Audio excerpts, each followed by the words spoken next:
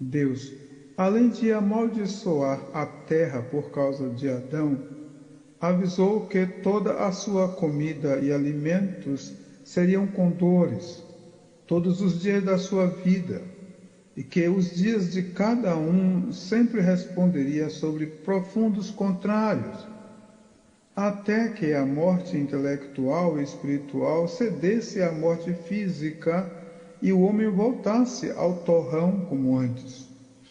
Aquele que aborrece a sua vida, guardá-la-á para a vida eterna. Como fora o dia que Jó aborreceu e amaldiçoou, assim foi conforme a palavra de Deus. Jó 3:4. O ressurreto primeiramente morre. Ainda falando sobre o seu dia, Jó disse: contaminem-no as trevas e a sombra da morte, habitem sobre ele as nuvens escuras, negros vapores do dia o espantem. Ora, há certeza de que o seu nascimento não lhe fora inútil, considerando que Deus é o poder absoluto sobre qualquer dia, e que no Ebenezer de sua comunhão Deus lhe era amigo.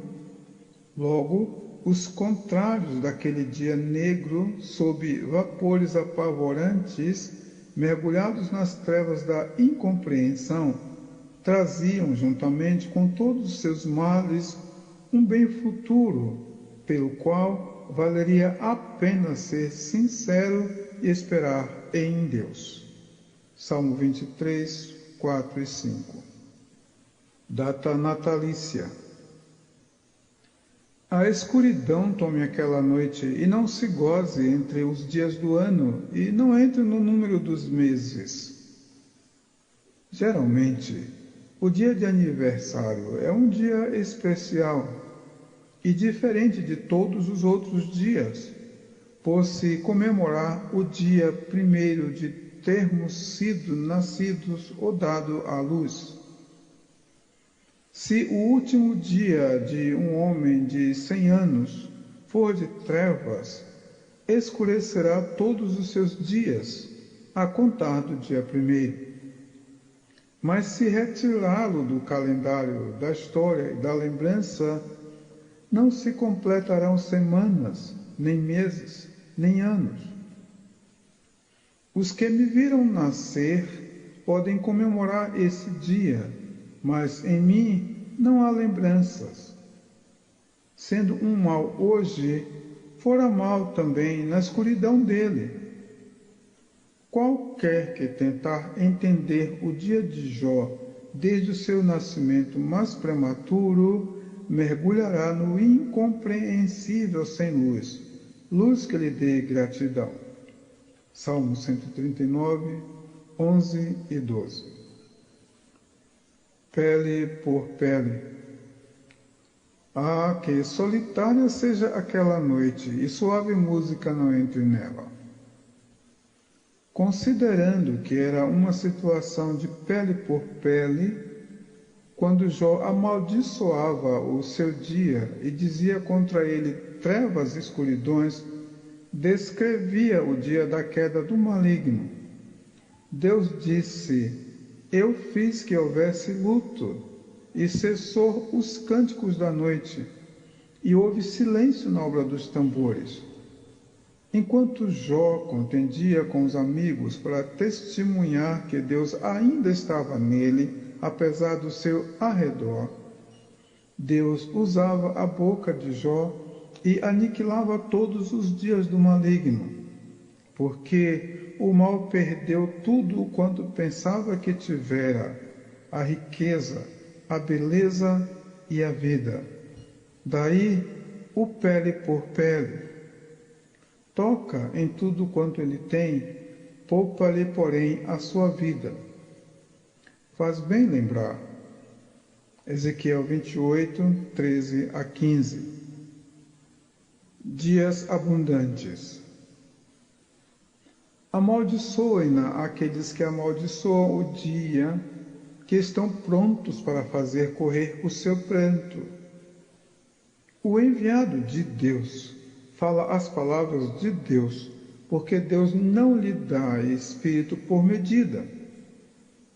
O homem sempre chamará dia a abundância de bens, mas nas ausências da concupiscência dos olhos e da carne, chamarão noite. Quem lê, entenda. Eis que eu trarei sobre ti estranhos, os mais formidáveis dentre as nações, os quais desembainharão as suas espadas contra a formosura da tua sabedoria e mancharão o teu resplendor. A cova te farão descer, e morrerás da morte dos traspassados no meio dos mares. Ezequiel 28, 7 e 8. Tudo quanto não for Deus nem de Deus. Escureçam-se as estrelas do seu crepúsculo, que espere a luz e não venha, e não veja as pestanas dos olhos da alva. Jó perdeu tudo, mas estava vivo. E estranhos, os mais formidáveis das nações, o cortaram e o deixaram. Caíram os seus ramos sobre os montes e por todos os vales, e os seus renovos foram quebrados por todas as correntes da terra. E todos os povos da terra se retiraram da sua sombra e o deixaram. Todas as aves do céu habitavam sobre a sua ruína, e todos os animais do campo se acolheram sobre os seus ramos.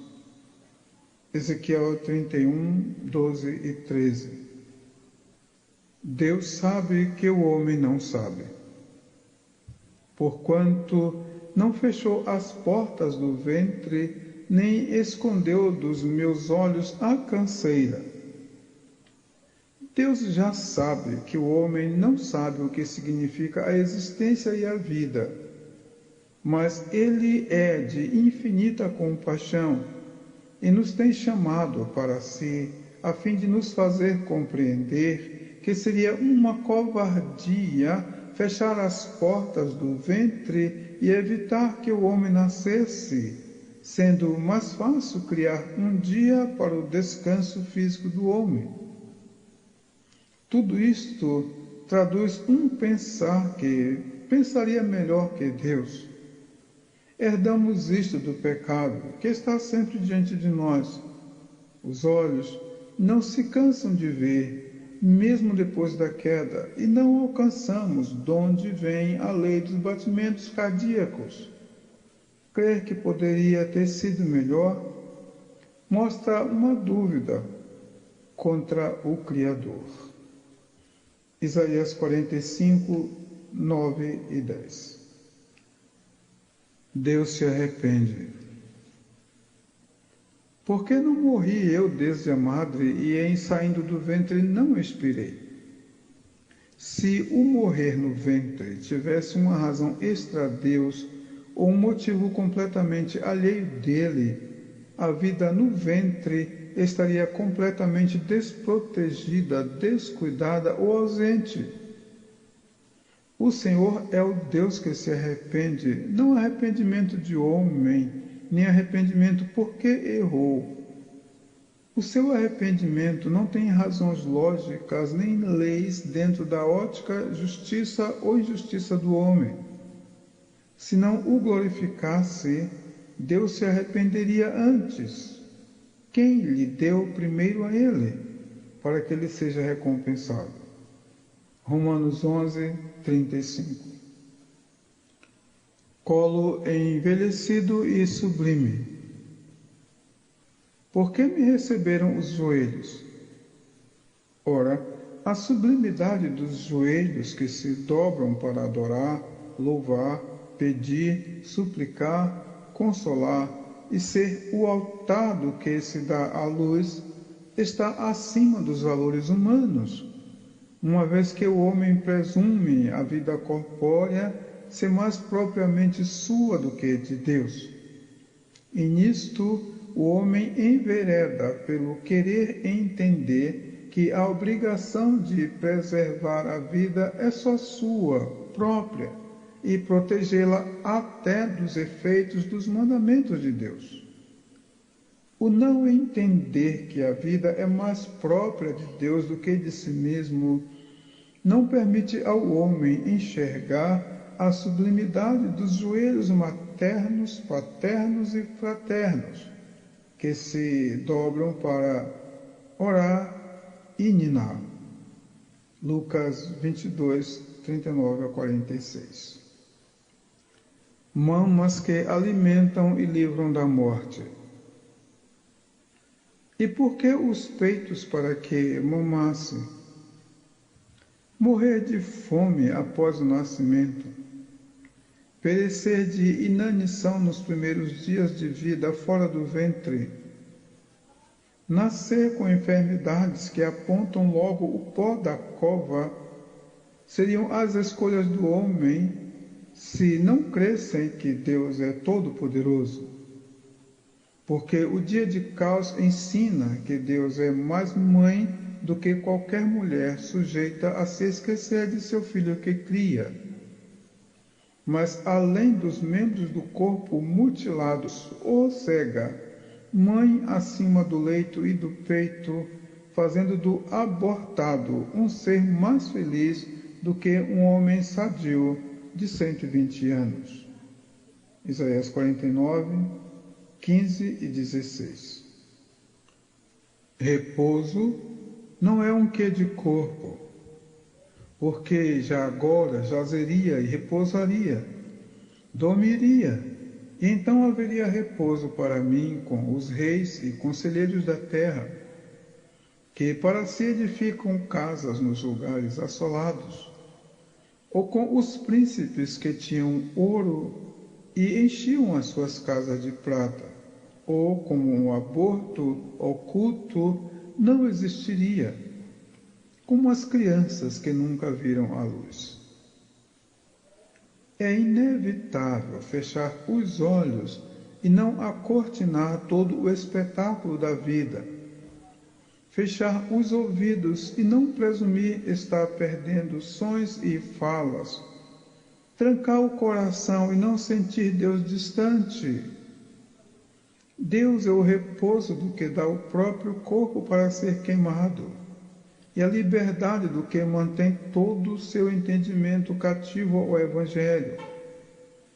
A riqueza do que abre mão de toda a sua fortuna para aliviar o sofrimento e prover a alegria de um pobre. Deus é o verbo de explicação maior para o que acredita em seu amor, como quem dá um passo no escuro. Escuro, antes de ele dizer, haja luz. 1 Coríntios 13, 1 a 13. Depois da morte, segue-se o juiz. Corpo de príncipes, abortos, pobres, nobres, bons e maus, repousam no pó da terra, na cinza do fogo ou na lama do fundo do poço. Mas o existir continua com a vida e com a ausência dela. Os inocentes estarão em glória que nunca viu, nem ouviu, nem subiu ao coração do homem. Mas os que se levantam contra si mesmos existirão eternos do lado de fora.